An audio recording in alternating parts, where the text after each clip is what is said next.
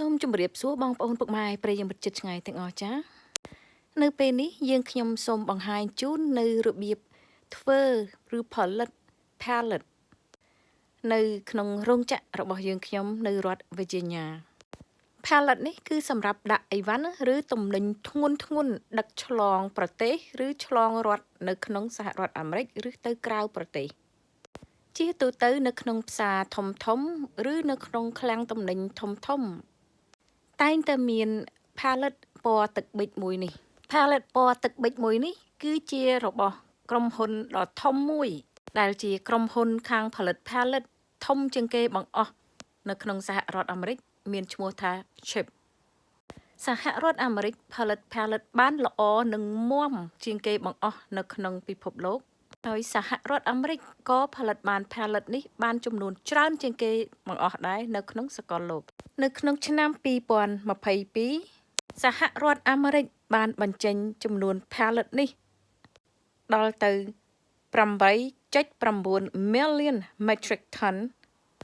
បញ្ចេញទៅក្រៅប្រទេសជាច្រើនប្រទេស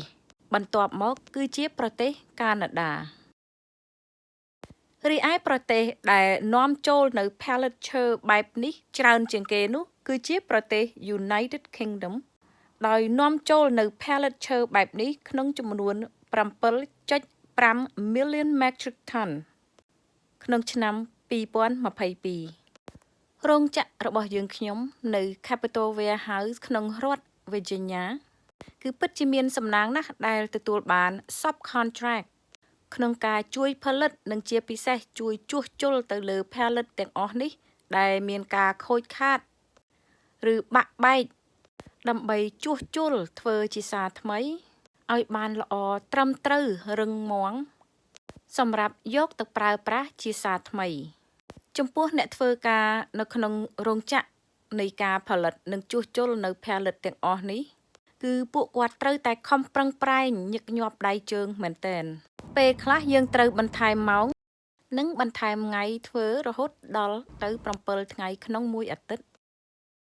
ដោយព្រោះតែរោងចក្រយើងត្រូវតែធ្វើឲ្យបានគ្រប់ចំនួនដែលគេត្រូវការនិងកម្រិតឲ្យយើងធ្វើឲ្យបានឲ្យគេជារៀងរាល់សប្តាហ៍ការងារទាំងនេះគឺពិតជាពិបាកបន្តិចដែរ